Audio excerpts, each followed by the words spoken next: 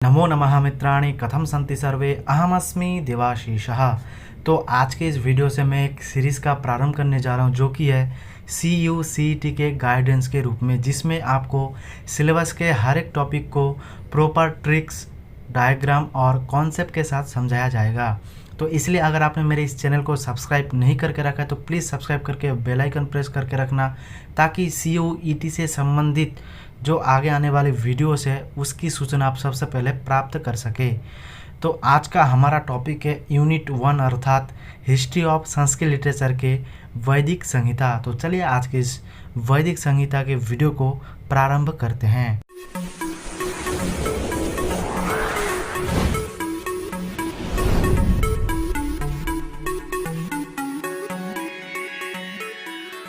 तो वैदिक साहित्य में वेद शब्द ज्ञानार्थक वेद धातु और घय प्रत्यय के योग से बनता है, जिसका अर्थ होता है ज्ञान। अतः वेद शब्द का अर्थ ज्ञान की राशि अथवा ज्ञान का संग्रह होता है।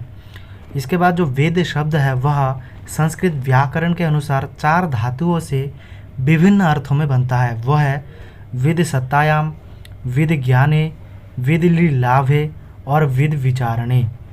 और इसका एक श्लोक है जो हम इस प्रकार से देख सकते हैं कि सत्तायाम विद्यते ज्ञाने, वेत्ति विनते विचारणे, विन्दति विन्दते प्राप्त्यो, श्यन लोक्षणम शेषविदम क्रमात्। इसके बाद अगर हम वेद की परिभाषाओं को देखें तो वैयाकरणों के अनुसार वेद की परिभाषा है विद्यते ज्ञायते अनेनिति वेदः, अर्थात जिसके द्वारा कुछ जाना जाता है या फिर ज्ञान प्राप्त किया जाता है उसे वेद कहते हैं। उसके बाद आचार्य सायन के अनुसार कहा गया कि इष्ट प्राप्त्य निष्ट परिहारयोः अलौकिकम उपायम यो ग्रंथ वेदयति स वेदः, अर्थात जो ग्रंथ इष्ट प्राप्ति और अनिष्ट निवारण का अलौकिक उपाय बताता है उसे वेद कहते हैं। इसके बाद सेम इसी प्रकार मीमांसकों का भी कहना है कि प्रत्यक्षेणानु मिथ्या वा यस्तु पायो न विद्यते एवं विदन्ति वेदेन तस्मात् वेदस्य देवता।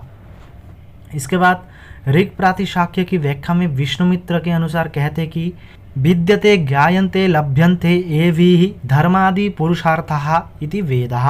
और ये जो विष्णुमित्र है वो कहाँ पे कहा है? ऋक् प्रातिशाख्य की व्याख्या में। इसके बाद आपस्तम यज्ञ परिभाषा में कहा गया है कि मंत्र ब्राह्मणयोर वेद नाम ध्येयम, अर्थात जो वेद नाम है यह मंत्र और ब्राह्मण का योग जो है वही वेद उसका नाम है। इसके बाद मनुस्मृति में वेद से संबंधित कहा गया कि वेदो अखिलो धर्म मूलम, अर्थात वेद सभी धर्मों का मूल है। इसके बाद कहा गया कि सर्व ज्ञानमयो ही सह, अर्थात वो जो वेद है वो सभी मतलब संपूर्ण ज्ञान वेद में है। इसके बाद है नास्तिको वेद निंदक, अर्थात जो वेद निंदक होते वे नास्तिक कहलाते हैं। इसमें एक ध्यान देने की बात है कि जो एक है सर्व ज्ञानमयो ही सह और दूसरा है सर्व तेजमयो ही सह। जो सर्व ज्ञानमयो ही सह ये दूसरे अध्याय में कहा गया है वो किसके लिए कहा गया है? वेद के लिए। और जो सर्व तेजमय ही सह कहा गया यह है 7वें अध्याय में कहा गया और कहा गया है राजा के लिए। तो ये कभी कभार पूछ सकता है कि सर्व तेजमयो ही सह ये किसके लिए कहा गया है? इसमें वेद नहीं होगा, इसमें होगा राजा, ये आपको ध्यान देना है। इसके बाद पतंजलि ने कहा है कि ब्राह्मणेन निष्कारणो धर्मः षडंगो वेद अध्योग्यश्च। इसके बाद लोकमान्य तिलक के अनुसार प्रामाण्य बुद्धिर वेदेषु, अर्थात लोकमान्य तिलक ने वेदों की प्रामाणिकता को ही आर्यत्य एवं हिंदुत्व का मुख्य लक्षण बताया गया है, जो कहा गया कि प्रामाण्य बुद्धिर वेदेषु। तो इस प्रकार से वेद की परिभाषाएं दी गई हैं। इसके बाद आता है वेद के अपर नाम। तो वेद के कई सारे अपर नाम प्राप्त होते हैं। एक है श्रुति, क्योंकि श्रवण परंपरा कारणात् श्रुति ही, क्योंकि यह श्रवण परंपरा से इसका जो याद करने की परंपरा है या पठन पाठन की जो परंपरा है वो श्रवण माध्यम से था, इसलिए इसका नाम पड़ा श्रुति। दूसरा है निगम, ठीक है, निगम अर्थबोधकत्वात् निगमः। उसके बाद है त्रयी ऋग्यजु समानी, छंदस भी कहा जाता है वेदों को, छंदांसी छादनात्। आमनाय भी कहा जाता है, नियम धारकत्वेन आमनायः। और उसके बाद स्वाध्याय भी कहा जाता है, क्योंकि आत्मनः मननम चिंतनम च। तो इस प्रकार से श्रुति, निगम, त्रयी, छंदस, आमनाय और स्वाध्याय इत्यादि जो है ये वेद के अपर नाम हैं। इसके बाद जो वेद है इसको हम 4 प्रकार से देख सकते हैं। एक है संहिता, दूसरा है ब्राह्मण, तीसरा है आरण्यक और चौथा है उपनिषद। और इसमें हम जो संहिता है वह हम किस रूप से जानते हैं, मूल मंत्र भाग के रूप से जानते हैं। और जो ब्राह्मण है, ब्राह्मणों में विशेष रूप से किस बारे में चर्चा है, वह है यज्ञ आदि के विषय में है। और आरण्यक में क्या है, आध्यात्म विषयक, अर्थात रहस्य विद्या या फिर आध्यात्म टाइप, ठीक है। और जो उपनिषद है उसमें क्या है, ब्रह्म विद्या, उपनिषद में ब्रह्म विद्या नामक जो ज्ञान है वो प्राप्त होते हैं। तो इस प्रकार से हम देख सकते हैं जो 4 आश्रम है वो संहिता, ब्रह्मचर्य आश्रम में संहिता का पाठ होता है, गृहस्थ में क्या करता है कि यज्ञ करता है जो कि ब्राह्मण से रिलेटेड है, वानप्रस्थ में आरण्यक से है, और संन्यास में एक प्रकार से आप कह सकते हैं कि उपनिषद ब्रह्म विद्या का ज्ञान प्राप्त होता है। तो इसमें वेद के प्रथम भाग है संहिता, इसमें से जो पहला है हमारा वो है संहिता साहित्य।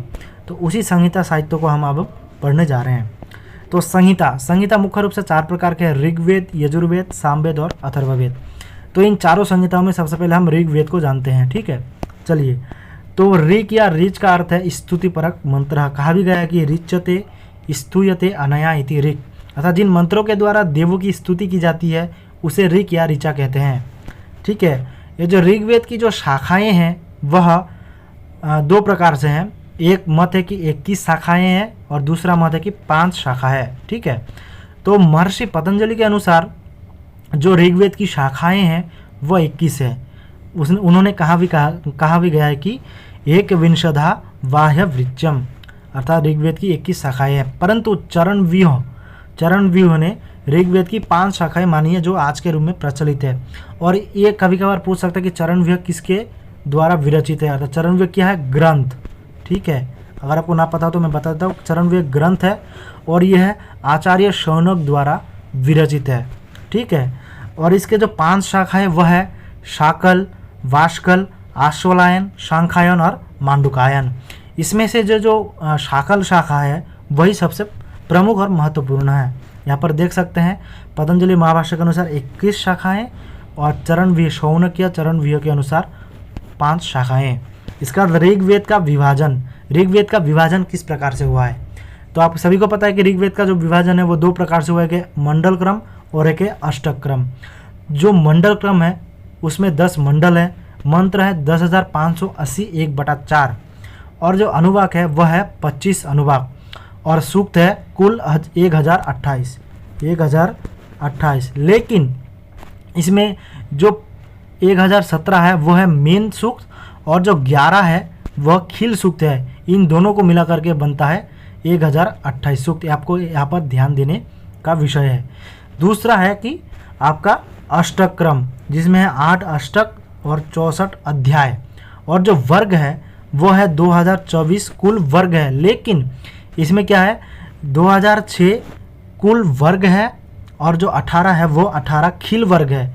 तो उन दोनों को मिलाकर बनता है 2024 वर्ग। तो कभी कभार पूछ देगा कि कितने खिल सूक्त हैं। ऋग्वेद के कुल 11 खिल सूक्त हैं और 18 खिल वर्ग हैं। तो यहाँ पर इसमें आपको ध्यान देने की एक विषय है, ठीक है। और इसमें जो सबसे पुराना प्राचीन भाष्य मिलता है वो है स्कंद स्वामी, और जो स्कंद स्वामी है उन्होंने 4 अष्टकों का ही भाष्य किया है, और माधव और उद्गीत ने परवर्ती 4 अष्टकों का भाष्य किया। तो इन दोनों में से जो मंडल क्रम है ये ऐतिहासिक और वैज्ञानिक है, ठीक है। सबसे प्रमुख ऋग्वेद का विभाजन यही है। अब चलिए, अब ऋग्वेद के जो 10 ऋषि हैं उनके बारे में जानते हैं, ठीक है। 10 मंडल। तो प्रथम मंडल का है शतारचिन, दूसरा गृत्समत, विश्वामित्र, वामदेव, अत्रि, भारद्वाज, वशिष्ठ। तो गृत्समत से लेकर ये जो वशिष्ठ है इसको हम वंश मंडल के नाम से जानते हैं। 8वां मंडल कानव और अंगिरस, और 9वें मंडल पे क्या किया गया है, सोम की स्तुति, और सोम का दूसरा नाम है पावमान, इसलिए इसको पावमान मंडल के नाम से भी जाना जाता है। और 10वें मंडल पे क्या है, भृगु, ठीक है। तो इसको हम किस प्रकार से याद करें, तो सबसे पहले जो वंश मंडल है, ठीक है, वंश मंडल को हम इस प्रकार से याद कर सकते हैं। इसमें देख सकते हैं गृह बी वा अभाव, गृह से गृत्समत, बी से विश्वामित्र, वा से वामदेव, अ से अत्रि, व से भारद्वाज, व से वशिष्ठ, तो ये जो 7 ऋषि है इसको हम वंश मंडल के नाम से जानते हैं। ये काफ़ी इंपॉर्टेंट प्रश्न है, इसमें से प्रश्न तो बनेगा ही बनेगा, इसको जरूर से याद कर लेना आप लोग, ठीक है। और क्या है, ग्रीवीवा अभाव, और पृथ्वी मंडल पे है आपका शतारचिन, ठीक है। 8वें मंडल पे है खील, मान के चलो कि कानावर अंगिरस, ठीक है, और मतलब खील वर्ग जो जितने भी है खील सूक्त हैं वो। और 9वें मंडल पे है सोम की स्तुति अर्थात पावन मंडल, और 10वें मंडल पे है भृगु। तो इस प्रकार से याद हो जाएगा। और इसमें जो मंडल प्रथम और 10वां मंडल है यह अर्वाचीन और नवीन, अर्वाचीन अर्थात नवीन मंडल है, ठीक है। और जो द्वितीय से सप्तम है इसको हम प्राचीन मंडल के भी नाम से जानते हैं, वंश मंडल के भी नाम से जानते हैं, ऐतिहासिक मंडल के भी नाम से जानते हैं, और पारिवारिक मंडल के भी नाम से जानते हैं। इसमें से तो प्रश्न बनेगा ही बनेगा, आप एक बार से जरूर याद कर लेना इनको। इसके बाद जो मंडम अष्ट है इसमें आप खील सूक्त मंडल कह सकते हैं हम, ये जो काणव और अंगिरस के वंशज है, ठीक है। इसके बाद जो नवम मंडल है उसको तो मैं कह ही रहा था कि सोम की स्तुति कहा किया गया है अर्थात पावमान मंडल। तो इस प्रकार से हो गया आपका मंडल, ठीक है। इसके बाद ऋग्वेदीय सूक्त, तो ऋग्वेदीय जो सूक्त है उसको हम 4 प्रकार से विभाजित कर सकते हैं कि धार्मिक, दूसरा है लौकिक, तीसरा है दार्शनिक और चौथा है संवाद। धार्मिक सूक्तों में क्या क्या है, अग्नि, इंद्र, सोम, वरुण, रुद्र, सूर्य और उषस। और लौकिक सूक्त में क्या क्या है कि अक्ष सूक्त, विवाह सूक्त, दान सूक्त, मंडूक सूक्त और संज्ञान सूक्त। और दार्शनिक सूक्त में वही है 5, अस्त्यवाम्य, पुरुष, हिरण्यगर्भ, वाक और नासदीय। और संवाद में विश्वामित्र नदी, यमी, पुरूर्वासी और शर्मापणी। तो इसको भी याद करने का ट्रिक्स है, मैं आपको बताता हूँ कि किस प्रकार से हम ये याद कर सकते हैं, ठीक है। तो इसमें आप देख लीजिए ये जो है संवाद सूक्त है, ठीक है। इसमें आपको क्या करना है, विश्वामित्र नदी लिख लेना है, यमी, पुरूर्वासी, शर्मापणी, ठीक है। तो ये जो विश्वामित्र नदी है इसमें क्या है 333, और ये जो तीनों हैं यमी, पुरूर्वासी और शर्मापणी सब 10 में है, 10 10 10। तो पहला है 10 10, 10 95 और 10 108। और इसको याद कैसे करना है, मंत्र भी पूछ लेता है कि विश्वामित्र में कितना है 13 क्रम। अब ये क्रम याद रखना, ठीक है। विश्वामित्र नदी, यमी, पुरूर्वासी, शर्मापणी, ठीक है। फिर 333, 10 10, 10 95, 10 108। और जो मंत्र का क्रम है 13 14 18 11, सबसे कम है शर्मापणी में और सबसे ज़्यादा है पुरूर्वा और उर्वशी में। इस प्रकार से हैं। अब दार्शनिक सूक्त को कैसे याद करें, आप दार्शनिक सूक्त को भी याद करने का ट्रिक्स है, जैसे इन तीनों को, ठीक है। इसमें हिरण्यगर्भ है, वाक सूक्त है और नासदीय सूक्त है, जैसे नीचे लिखा भी हूँ मैं, आप देख सकते हैं कि ये जो देख सकते हैं, ठीक है। पुरुष सूक्त तो आप याद कर लिए, पुरुष सूक्त का 10 90 है, ठीक है। केवल यही याद करना है और 16 मंत्र है। ये जो 3 है हिरण्यगर्भ, वाक और नासदीय। जैसे इसमें आप पहला वर्ण ले लीजिए, हिरण्यगर्भ का क्या है ह, वाक सूक्त का व और नौ का न, अर्थात ह व न, अर्थात मान लीजिए कि हवन करेंगे, हवन। हिरण्यगर्भ, ह से हिरण्यगर्भ जिसमें 10 21, व से वाक सूक्त, हवन व के वाक सूक्त 10 125 और न से नासदीय 10 129। अब ये भी याद ना हो, पहला वाला अगर याद हो, जैसे हिरण्यगर्भ में है 121 प्लस 4 कर दीजिए 125 हो गया, क्या होगा वाक सूक्त। 125 में फिर से प्लस कर दे, क्या हो गया 4 फिर से प्लस कर दे, क्या हो गया 129। तो इस प्रकार से हम जो दार्शनिक सूक्त है, ठीक है, इनको याद कर सकते हैं। और अश्ववाम्य पहले मंडल से हैं 164 जिसमें 52 मंत्र हैं। तो इस प्रकार से हम दार्शनिक सूक्तों को याद कर लेना है। इनको आप जरूर से याद कर लेना, इनसे तो प्रश्न बनता ही बनता है। इसको भी देख लेते हैं। जो संवाद सूक्त है वो जो ऋग्वेद मंडल का विभाजन है इसमें वो मैं बनाया हूँ, अगर मैं आपको PDF शेयर कर दूंगा वो तो आपको मिलेगा ही मिलेगा। इसके बाद है देवता, ठीक है। अब जो निरुक्त है, निरुक्त में देवताओं के 3 प्रकार से विभाजन किया गया है, पृथ्वी स्थानीय, द्यू स्थानीय और अंतरिक्ष स्थानीय, जिसमें से अग्नि, सोम, बृहस्पति, त्वष्टा, प्रजापति, अदिति, ठीक है, दीति आदि इत्यादि जो है पृथ्वी स्थानीय देवता है। उसके बाद अंतरिक्ष स्थानीय देवता इंद्र, मरुत, मातरिश्वा, रुद्र, मरुत, पर्जन्य, आप, हरिवुध्न आदि ये अंतरिक्ष स्थानीय। अंतरिक्ष में इंद्र मतलब कि है, रुद्र ये प्रमुख देवताएं हैं। और द्यू स्थानीय में है आदित्य, सविता, सूर्य, ठीक है, पूषा, मित्र, वरुण, अश्विनो पूछ लेता है कि कहाँ से है, वरुण भी पूछ लेता है, ये द्यू स्थानीय देवता है। इसके बाद ऋग्वेद में छंद, तो देखिए ऋग्वेद में कुल 20 छंदों का प्रयोग किया गया है, जिसमें से जो प्रमुख छंद है वो है 7, गायत्री, उष्णिक, अनुष्टुप, बृहति, पंक्ति, त्रिष्टुप, जगति। तो इसको याद करने के ट्रिक्स क्या है, गा ऊ अब्री पन त्रिज, गा ऊ अ ब्री पन त्रिज। गा से गायत्री, ऊ से उष्णिक, अ से अनुष्टुप, ब्री से बृहति, प से पंक्ति, त्रि से त्रिष्टुप और ज से जगति। इस प्रकार से अगर आप याद करेंगे ना, तो जैसे मान के चलो कि ट्रिक्स वो भी क्या कहते हैं क्रम लगाने के लिए दिया जाएगा, तो आप नहीं भूलोगे, या फिर बीच में से पूछ देगा कि जगति में कितना है वर्ण, वो आप याद रह जाएगा। और प्लस प्लस 4 प्लस करके जाना है, 24, 28, 32, 36, 40, 44, 48। तो इस प्रकार से जो वैदिक आपका छंद है ये याद करने की ट्रिक्स है, क्या है, गा ऊ आब्री पन त्रिज। और इसमें है कि जिसमें एक अक्षर कम रहता है उसे निचरित, और एक अक्षर अधिक रहता है उसे भूरिक, 2 अक्षर कम रहते हैं तो उसे विराट कहते हैं, और 2 अक्षर ज़्यादा रहते तो स्वराट कहते हैं। इसमें दे दिया हूँ, कम अर्थात कम में होगा निचरित और विराट, और अधिक में होगा भूरिक और स्वराट। इसके बाद है यजुर्वेद संहिता। तो यजुर्वेद संहिता अर्थात यजुषाम वेदः, यजुष का मुख्य अर्थ है यजुर यजते, अर्थात यज्ञ से संबंधित मंत्र को यजुष कहते हैं। ये जो यजुर यजते कहाँ कहा गया है, निरुक्त में कहा गया है। इसके बाद है शेषे यजु शब्द, यह है पूर्व मीमांसा में कहा गया है। पूर्व मीमांसा में पद्यबंध और गीति से रहित मंत्रात्मक रचना को यजुष कहते हैं। इसके बाद है इज्जते अनिति यजुहु, अर्थात जिन मंत्रों से यज्ञ किया जाता है उन्हें यजुष कहते हैं। चौथा है गद्यात्मको यजुहु, अर्थात यजुर्वेद गद्यात्मक होता है। इसके बाद है एक प्रयोजनम साकांशम पदजातमेकम यजुः, अर्थात एक उद्देश्य से कहे हुए साकांश पद समूह को यजुः कहते हैं। इसके बाद यजुर्वेद का विभाजन देख लेते हैं। यजुर्वेद का विभाजन हुआ 2 प्रकार से, एक है आदित्य संप्रदाय, एक है ब्रह्म संप्रदाय। आदित्य संप्रदाय को ही हम आदित्य यानी कि शुक्ल यजुर्वेद, और ब्रह्म संप्रदाय को ही हम कृष्ण यजुर्वेद के नाम से जानते हैं। और आदित्य क्या है कि उसमें अमिश्रित है, विनियोग अमिश्रितत्वम शुक्लत्वम, इसमें मिश्रण नहीं है इसलिए शुक्लत्व है। और इसमें विनियोग मिश्रितम कृष्णत्वम, इसमें मिश्रित है इसीलिए कृष्ण यजुर्वेद के नाम से जाना जाता है।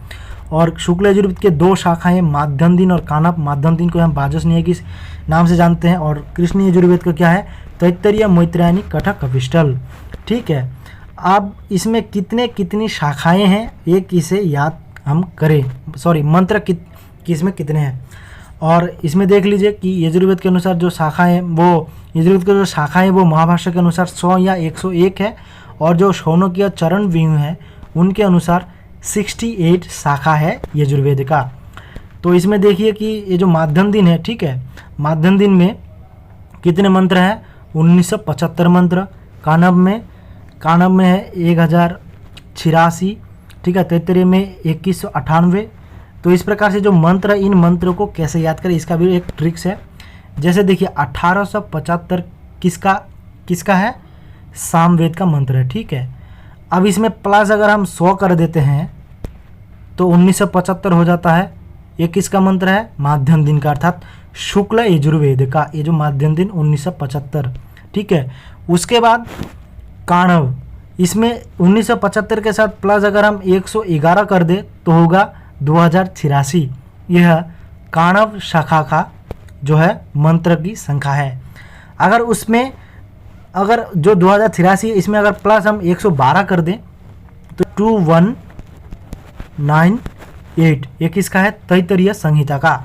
अर्थात अगर हम सामवेद का मंत्र संख्या अगर हमें याद हो 1875, तो हमें क्या करना है, प्लस 100 में जो आएगा वो माध्यम दिन शाखा का, फिर जो आएगा टोटल में उसके साथ प्लस 111 कर दें तो वो आएगा काणव शाखा का, फिर जो काणव शाखा में आएगा उसके साथ प्लस 112 कर दे वो आएगा तैत्तरीय संहिता में।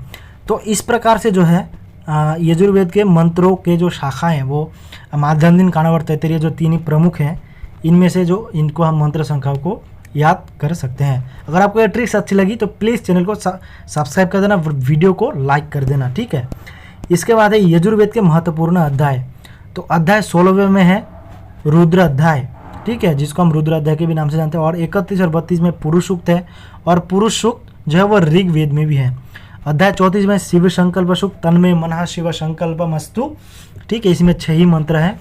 इसके बाद अध्याय 40वां सूत्र है कि ईशो उपनिषद, जिसको हम ईशावास्य उपनिषद के भी नाम से जानते हैं, और ये यजुर्वेद का अंतिम अध्याय है।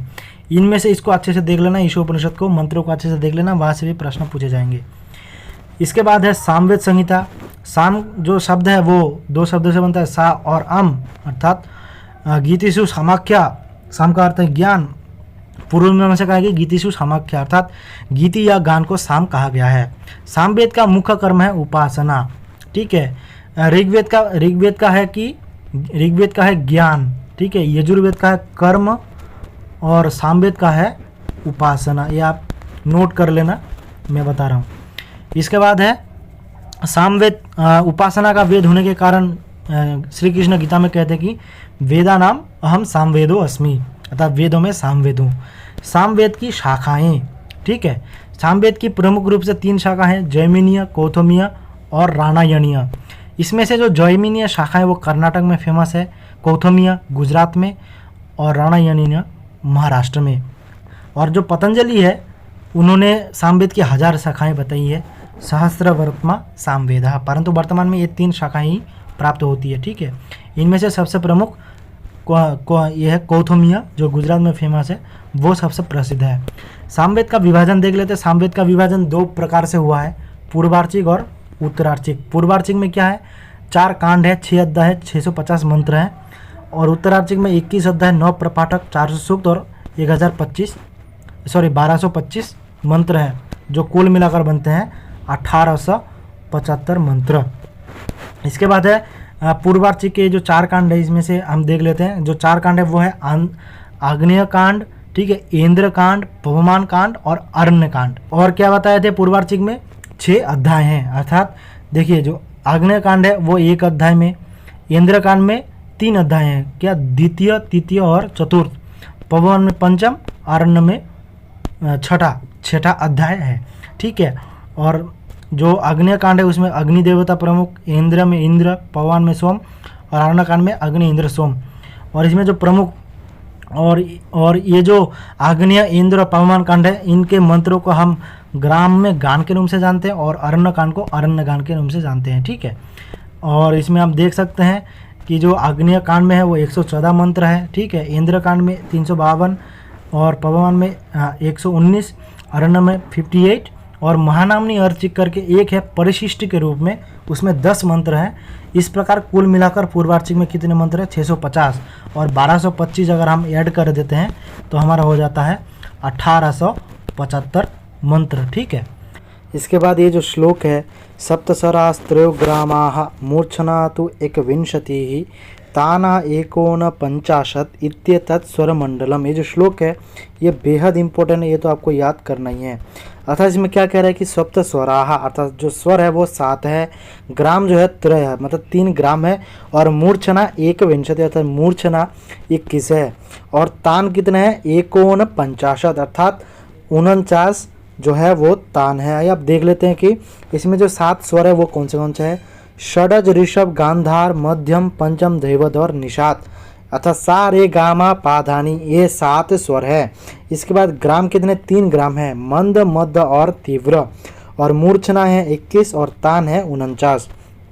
तो वो श्लोक इस प्रकार से हैं, सप्तस्वरास्त्रयोग्रामाः मूर्छना तो 51 ताना 49 इत्येतत् स्वरमंडलम। इसके बाद जो प्रमुख है वो है साम विकार। जो साम विकार है वो 6 प्रकार के होते हैं, वो है स्थोव, विकार, विश्लेषण, विकर्षण, अभ्यास, विराम। इसके बाद अथर्ववेद में है, अथर्व अर्थात अथर्व का वेद। निरुक्तानुसार थर्व धातु का अर्थ है गति या चेष्टा। तो डायरेक्ट हम अथर्ववेद की शाखाओं पे चलते हैं। अथर्ववेद की प्रमुख रूप से क्या क्या है, नवदा अथर्वणो वेद, ये पतंजलि ने कहा है, अर्थात 9 शाखाएं हैं। वो 9 शाखाएं कौन सी है, पैपिला, तोत, मोत, ठीक है, शौनकीय, जाजल, जलत, ब्रह्मवद, दैवदर्श, चारण वेद, जिसमें पैपलाद और शौनक यही सबसे प्रचलित हैं। अथर्ववेद के अपर नाम है जिसमें हम ब्रह्मवेद, अथर्वांगिरस वेद, क्षत्रवेद, महिवेद, छंदोवेद, वैशज्यवेद, अंगिरस वेद, ठीक है, ये आप देख सकते हैं, इसमें से लिखा हुआ है। अथर्ववेद में क्या 5 उपवेद है। एक है सर्पवेद, पिशाच वेद, असुर वेद, इतिहास वेद और पुराण वेद। जो अथर्ववेद का जो विभाजन है ना वो 20 कांडों में हुआ, ठीक है, कांडों में कितने हैं 20 कांड। उसके बाद 730 सूक्त है और जो मंत्र है वो है 5987, ठीक है। इसको याद अगर ना हो 5987 तो आप 6000 जो है 6000 से -13 कर लेना, जितना आएगा वही है। ये आपको ये छोटा सा ट्रिक्स है मंत्रों को याद रखने के लिए। और इसमें जो सबसे बड़ा कांड है वो है 20वां कांड और सबसे छोटा कांड है 17वां कांड, ठीक है। और भूमि सूक्त है, भूमि सूक्त वेरी वेरी इंपॉर्टेंट अथर्ववेद का है। अथर्ववेद से अगर कोई प्रश्न हो उसमें भूमि सूक्त के बारे में ना पूछे, ऐसा कभी हो ही नहीं सकता। तो जो 12वां जो कांड है ना वो आपका भूमि सूक्त अथवा पृथ्वी सूक्त के नाम से जाना जाता है, जिसका प्रमुख मंत्र है माता भूमि पुत्रम पृथिव्या। तो इस प्रकार से चारों वेदों का सामान्य परिचय हो गया। ये थोड़ा डायग्राम मैंने बनाया है, आप यहाँ पे देख सकते हो कि जो देवता है वह अग्नि, वायु, आदित्य और सोम। आचार्य है पैल, वैशंपायन, जैमिनी, सुमंतु। ऋत्विक है होता, अध्वर्यु, उद्गाता, ब्रह्मा। ऋषि है अग्नि, वायु, आदित्य, अंगिरा। उपवेद है आयुर्वेद, धनुर्वेद, गांधर्ववेद, स्थापत्य वेद। और विषय है शस्त्र, इज्या, स्तुति, स्तोत्रम और प्रायश्चित्तम। और प्रतीक है शरीरम, मनः, बुद्धि, आत्मा। और इसमें क्या है ज्ञान, कर्म, उपासना। तो इस प्रकार से जो है चारों वेदों का परिचय हो गया। अब थोड़ा सा वेद पाठ के बारे में जानते हैं, ठीक है। वेद पाठ 2 प्रकार का होता है, प्रकृति पाठ, एक होता है विकृति पाठ। प्रकृति पाठ में क्या होता है पद पाठ आता है, संहिता पाठ आता है और क्रम पाठ आता है। और विकृति तो पता है अष्ट विकृति, जटा, माला, शिखा, रेखा, ध्वजो, दंडो, रथ, घनः, ये अष्ट विकृति हैं। और पद पाठकार के बारे में जानते हैं। ऋग्वेद के पद पाठकार 2 हैं, शाकल्य और रावण। यजुर्वेद का है आत्रेय और सामवेद का है गार्ग्य। और ये अष्ट विकृति को याद करने के लिए श्लोक था। जटा, माला, शिखा, रेखा, ध्वजो, दंडो, रथो, घना, अष्टो विकृतयः प्रोक्ता क्रम पूर्वा महर्षिभिः। इसके बाद जो वेदव्यास है ना, मैं आप थोड़ा सा एक्स्ट्रा बता देता हूँ। वेदव्यास के 5 शिष्य है। पैल, वैशंपायन, जैमिनी, सुमंतु और शुक, ठीक है। जिसमें से पैल को दिया ऋग्वेद, वैशंपायन को दिया यजुर्वेद, सामवेद को दिया जैमिनी को, सुमंतु को अथर्ववेद, और जो शुक है वो जय संहिता तथा महाभारत का प्रारंभ किया उन्होंने। आई होप कि मैंने ये जो पहला यूनिट है जिसमें वैदिक संहिता मैं अच्छे से कवर कर पाया। अगर आपको वीडियो थोड़ी सी भी हेल्पफुल लगी तो प्लीज़ वीडियो को लाइक कर देना, और आप मेरे इस चैनल पे नए हैं तो प्लीज़ चैनल को भी सब्सक्राइब कर देना। तो आज की इस वीडियो में इतना ही। और एक बात, अगर आपने मेरे इस चैनल को नहीं सब्सक्राइब किया तो सब्सक्राइब करके बेल आइकन प्रेस करके रखना।